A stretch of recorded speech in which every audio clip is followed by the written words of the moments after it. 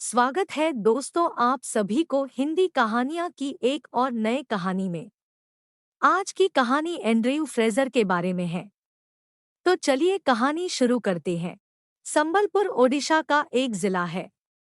अंग्रेज सरकार ने संबलपुर को ओडिशा से छीनकर मध्य प्रदेश में मिला लिया। संबलपुर रायपुर कमिश्नर के अधीन में रहा।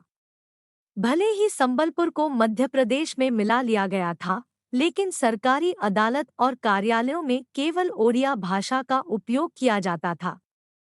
35 वर्षों के बाद मध्य प्रदेश के लाट साहब ने आदेश दिया कि मध्य प्रदेश के अंतर्गत ओडिशा क्षेत्र की अदालतों और स्कूलों में अब ओडिया भाषा का उपयोग नहीं किया जाएगा। ओडिया भाषा के बदले हिंदी भाषा का उपयोग होगा। दूसरे शब्दों में बोला जाए तो संबलपुर से ओडिया भाषा का पतन होगा। उड़िया भाषा की जगह हिंदी भाषा लागू की जाएगी, जिसका प्रभाव संबलपुर के लोगों पर गिरा। ओडिशा के लोगों पर हिंदी भाषा थोप दी गई। इसमें आम लोग परेशान होंगे। ओडिशा के लोगों में परेशानी बढ़ गई। कैसे उनकी भाषा जीवित रहेगी, यह चिंता सताने लगी। उस समय मधुबाबू ओडिशा के सबसे प्रसिद्ध व्यक्ति थे। वह ओडिशा के पहले वकील हैं।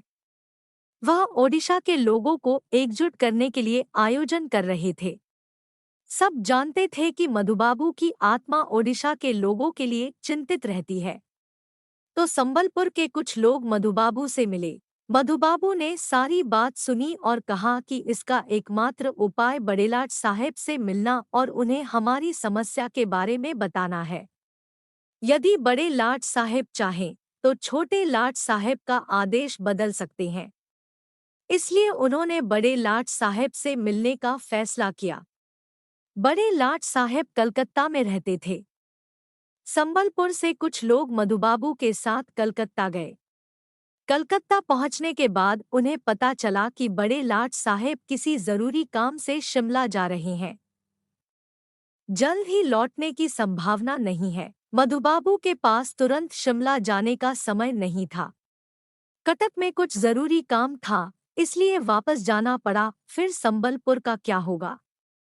बड़े लाट साहेब से मिलना ही चाहिए, लेकिन बड़े लाट साहेब से मिलने कौन जाएगा? ओडिया वासियों का दुख कौन व्यक्त करेगा? मधुबाबू की बदले संबलपुर के कुछ जाने माने लोग थे। मदन मोहन मिश्र, बलभद्र सूपकार, ब्रजमोहन पटनायक और श्रीपति मिश्र, और उनके नेता थे गोपालजी मठ महंत बिहारी लाल दास। इन पांचों की सहायता एक गोरा साहेब ने की। उनका नाम एंड्रयू फ्रेजर है। उस समय वह संबलपुर के जिला गवर्नर थे। वह ओडिया बहुत अच्छी तरह जानते थे। फ्रेजर साहब को भी ओडिशा के लोगों से प्यार था। फ्रेजर साहब को संबलपुर के इन 5 जन उनके परेशानी के बारे में बताया।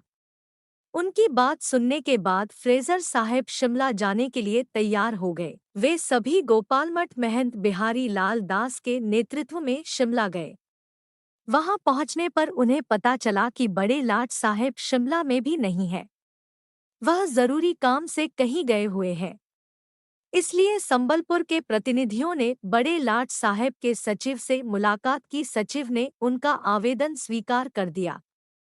संबलपुर के प्रतिनिधि तो लौट आए, जबकि फ्रेजर साहब शिमला में ही रहे। उन्होंने साहसपूर्वक प्रतिनिधियों से वादा किया कि वह कैसे भी करके लाट साहब के आदेश को बदलने का प्रयास करेंगे। समय आने पर फ्रेजर साहब की मुलाकात बड़े लाट साहब से हुई।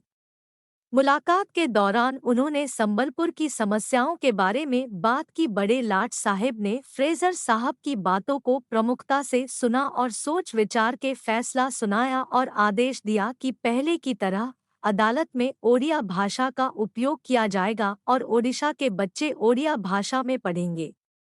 वह समय 1902 साल का था।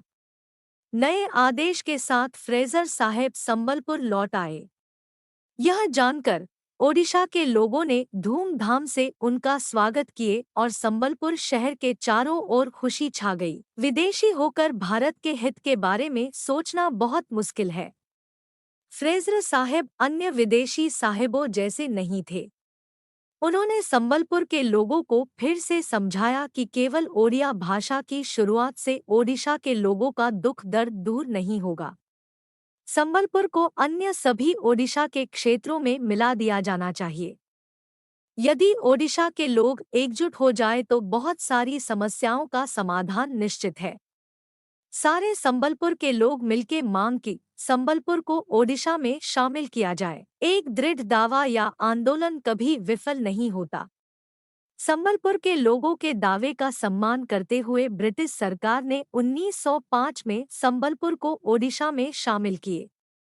सिर्फ उतना ही नहीं, रायपुर कमिश्नरेट के अंतर्गत कलाहांडी, पटना, सोनपुर, बामंडा और रेखाखोल को भी संबलपुर जिले में शामिल किया गया था। एंड्रयू फ्रेजर साहेब ने संबलपुर के जो लाभ पहुंचाया, उसे कोई नहीं भूल सकता।